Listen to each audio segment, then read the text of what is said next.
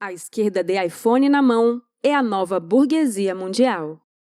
Este é a Visão Libertária, sua fonte de informações descentralizadas e distribuídas.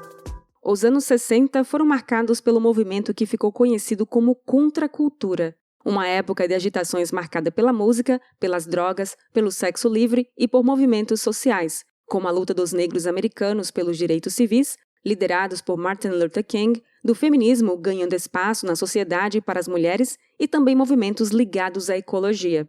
Foi uma época de quebra de paradigmas e afronta ao establishment fortemente moralista da época. Embora muitas dessas pautas fossem associadas naturalmente às pautas de mudança social e cultural da esquerda progressista, não havia uma percepção política ou ideológica dessas ideias na época em que ganharam as ruas. Na verdade, o movimento da contracultura foi muito mais comportamental, partindo de uma vontade popular por certas mudanças que já estavam em ebulição no caldeirão social e eclodiram quase todas ao mesmo tempo como num efeito dominó. A contracultura pretendia ser uma correnteza que corria contrária ao curso do rio da sociedade normal, apontando o dedo na cara hipócrita do status quo e do sistema e dizendo aos poderosos da elite que eles não poderiam controlar todos ao mesmo tempo. O tipo de pessoa envolvido nessa contracultura podia ser considerado um libertino, mas muitas de suas pautas podem ser consideradas libertárias, pois envolvem em grande parte a liberdade do indivíduo de falar, usar e ser do modo como achar melhor, sem interferências de terceiros. Essa iconoclastia era e é cool até hoje. Levantar o dedo do meio para o sistema e ter a ousadia de dizer "vão se ferrar".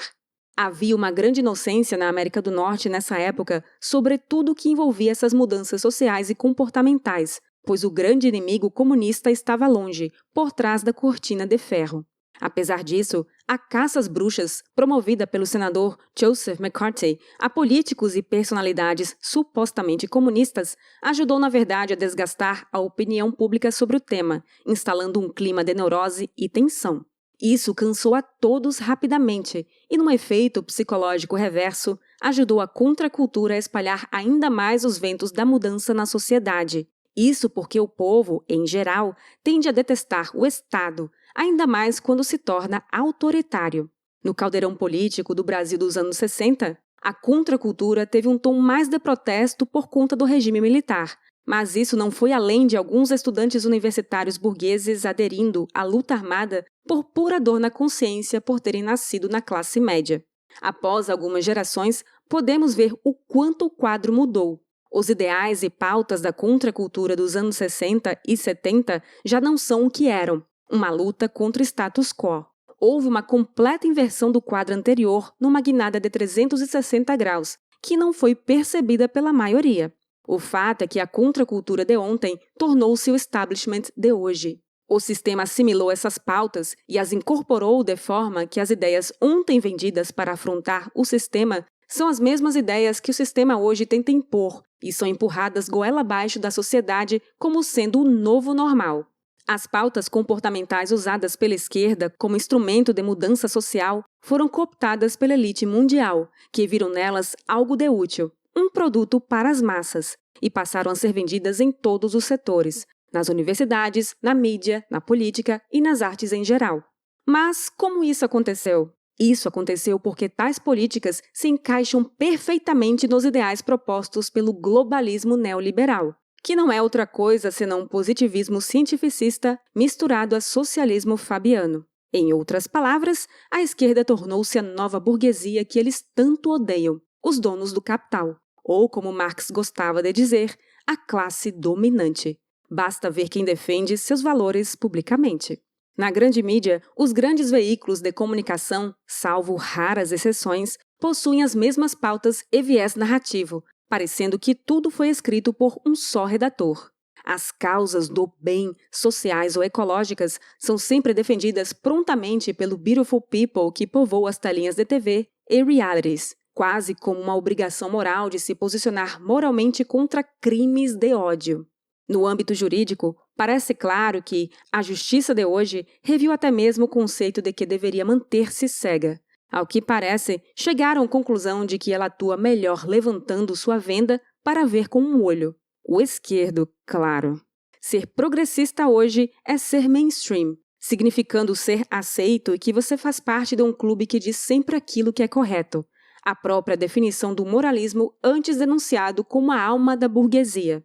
A não aceitação dessa cartilha, que inclui pautas como ideologia de gênero, legalização das drogas, legalização do aborto, leniência com criminalidade, políticas raciais afirmativas, entre outros, leva o indivíduo, como disse Theodore Dalrymple, a colocar-se fora do grupo de homens civilizados quando passa a ser considerado pare pertencente a um grupo desprezível chamado extrema-direita.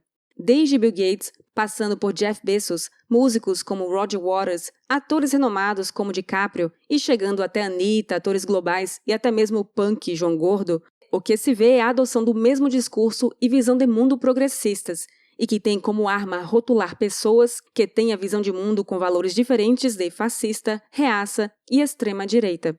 Milícias digitais como Sleeping Giants promovem o policiamento das ideias enquanto lançam campanhas de ódio contra quem consideram fascistas. Esses são hoje os defensores do establishment e do status quo da elite mundial. Podemos ver essa propaganda veiculada sistematicamente pelo chamado consórcio, o conglomerado de mídia formado em 2020 pelos grandes portais de notícias do país, que uniformizou a notícia de tal modo que não vai importar qual canal você sintonize, pois terá a impressão de que está assistindo ao mesmo canal. O consórcio endossa também a perseguição e a caça às bruxas por ministros do STF a pessoas, empresas e perfis nas redes sociais considerados subversivos à democracia e pertencentes a uma extrema-direita golpista. Essa cruzada vergonhosa para o país já produziu presos políticos, algo inédito desde os tempos militares, policiamento e censura conversas em aplicativos, inquéritos produzidos sem base constitucional e perseguição a veículos da imprensa centenários, como no caso da censura aos jornais Gazeta do Povo e Jovem Pan. No mundo paralelo da mídia militante, trata-se, porém, de defesa da democracia e da liberdade, mesmo usando ferramentas antidemocráticas que cerceiam a liberdade. Parece que chegaram os dias profetizados por Chesterton, o qual disse que viriam dias em que seria preciso desembainhar uma espada para defender o óbvio.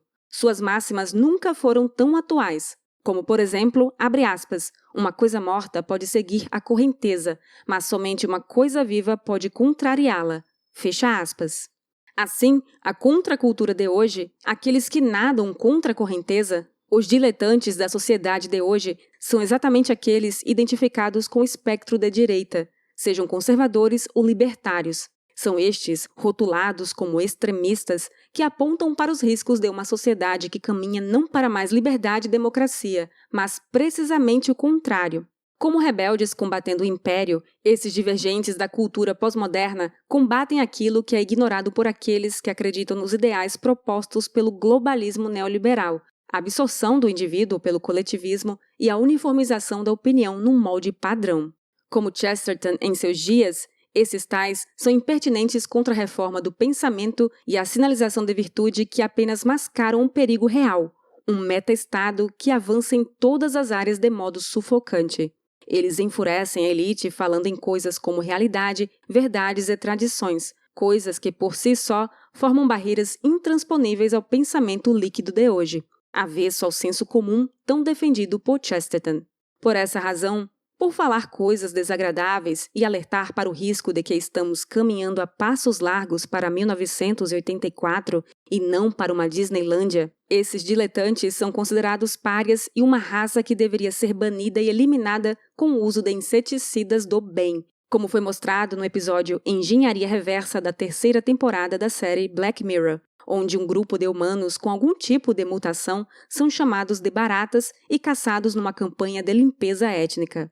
A história dá a entender que, na verdade, o grupo era perseguido por motivos políticos ou sanitários obscuros e que a tecnologia era usada para torná-los repugnantes o suficiente para que fossem eliminados sem compaixão. Vivemos hoje dias em que está em andamento uma limpeza étnica da opinião promovida pela classe dominante contra as baratas dos andares inferiores, ou seja, o cidadão comum que não tem ideologia, que se vê obrigado a tomar posição na arena política para defender seu modo de vida comum contra o tsunami da falta de sentido do pós-modernismo. E isso incomoda muito o status quo, a aparição de uma resistência organizada em torno de pautas que desnudam a agenda globalista em sua união com a burguesia esquerdista de iPhone na mão. Esses cascas grossas, teimosos e resolutos, sabem o valor da palavra não. O não, nesse caso, não é negativo, mas afirmativo, porque afirma um posicionamento claro e finca os pés num terreno sólido, enquanto os outros são levados ao sabor da correnteza. Isso é contracultura. Eles são o oposto dessa geração que não é capaz de afirmar nada como verdade, relativizando todos os relacionamentos humanos ao dizer sim a tudo que desce do alto e é aceito como verdade.